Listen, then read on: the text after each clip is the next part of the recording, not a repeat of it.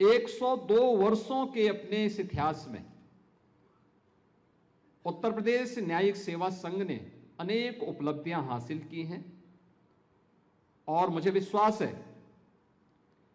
कि आज जब यहां पर प्रदेश भर से आए हुए हमारे न्यायिक सेवा से जुड़े हुए अधिकारीगण यहां पर उपस्थित हैं, तो वे सभी न्यायिक अधिकारी न केवल यहां पर न्यायिक सेवा से जुड़े हुए अधिकारियों की एकता, परस्पर सहयोग और व्यावसायिक दक्षता का भी एक अनुपम उदाहरण प्रस्तुत करने में सफल होंगे। इस विश्वास के साथ मैं इस अवसर पर आप सभी को अपनी शुभकामनाएं देता हूं। यह हमारे लिए गौरव का विषय है कि देश का सबसे बड़ा और दुनिया का किसी भी राज्य से जुड़ा हुआ सबसे बड़ा उच्च न्यायालय हमारे प्रदेश में स्थित है। आज यहां प्रदेश के हमारे मुख्य न्यायाधीश जी का भी और प्रदेश के हमारे इलाहाबाद उच्च न्यायालय और लखनऊ उच्च न्यायालय के हमारे वरिष्ठ जो न्यायाधीश हैं, उनके अलावा हमारे तमाम अन्य न्यायमूर्ति गणों का हमें यहां सानिध्य प्राप्त हो रहा है। ये मेरे लिए और खास तौर पर उत्तर प्रदेश के लिए अत्यंत महत्वपूर्ण है, क्योंकि किसी भी राज्य के लिए उसके परसेप्शन को वहां के जनमानस में विश्वास के रूप में प्रस्तुत करने के लिए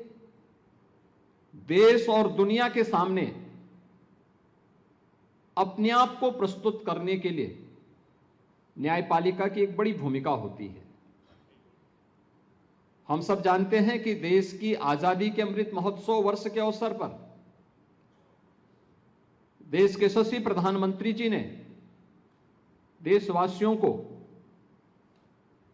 देश की आजादी के शताब्दी महोत्सव के अवसर पर एक विकसित भारत के संकल्प के साथ जोड़ा था। विकसित भारत कैसा होगा, इसकी शुरुआत हमें अपनी इकाई से प्रारंभ करना होगा। हम राज्य में कार्य कर रहे हैं तो विकसित भारत का विकसित उत्तर प्रदेश,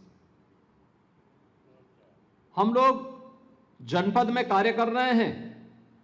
तो विकसित उत्तर प्रदेश का विकसित जनपद, हम जिस क्षेत्र में काम कर रहे हैं उन क्षेत्रों में केवल विकास की इकाई आर्थिक क्षेत्र में नहीं, बल्कि समग्रता को लेकर के जब चलेगी तो वह समग्रता सबकी खुशहाली का कारण बनेगा, सबकी समृद्धि का कारण बनेगा। और उसका रास्ता प्रारंभ होता है एक सुदृढ़ न्यायिक व्यवस्था से। न्याय सुगम भी हो और त्वरित भी हो। सुशासन के लक्ष्य को अगर हमें प्राप्त करना है तो हमें न्याय को उतना ही सुगम और उतना ही त्वरित भी बनाना पड़ेगा। और इस दिशा में जो प्रयास हुए हैं, मैं यहां पे न्यायिक सेवा संघ के अध्यक्ष जी का उनका वक्तव्य सुन रहा था, देख रहा था कि कैसे गत एक वर्ष में, यानी वर्ष 2024 में अगर हम देखते हैं तो हमारे जनपद और ट्रायल कोर्ट्स में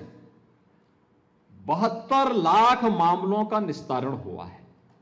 यानी 72 लाख एक बड़ी संख्या है, लेकिन आज भी हमारे सामने चैलेंज है कि 1,15,00,000 से अधिक मामले हमारे पास लंबित पड़े हुए हैं। जितने नए मामले आए थे उससे ज्यादा मामलों को हम लोगों ने समाधान किया और उसका परिणाम प्रदेश के अंदर भी आप सबको देखने को मिल रहा होगा। हमारी स्पीड जितनी तेज होगी, हम आम जन के मन में उतना ही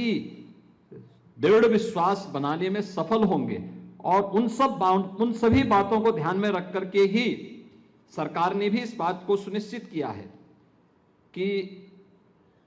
हम भी उस दिशा में न्यायिक व्यवस्था को और भी सुदृढ़ बनाने के लिए, न्याय को और भी सुगम और त्वरित बनाने में राज्य सरकार भी अपनी भूमिका का निर्वहन कर सके। मैं अभिनंदन करूंगा आप सबका इस बात को लेकर के कि नए भारत में न्यायिक प्रणाली कैसे होनी चाहिए। उस उद्देश्य से 3 नए कानून 1 जुलाई 2024 से लागू हुए। और प्रारंभ में जो आशंका थी कि ये 3 नए कानून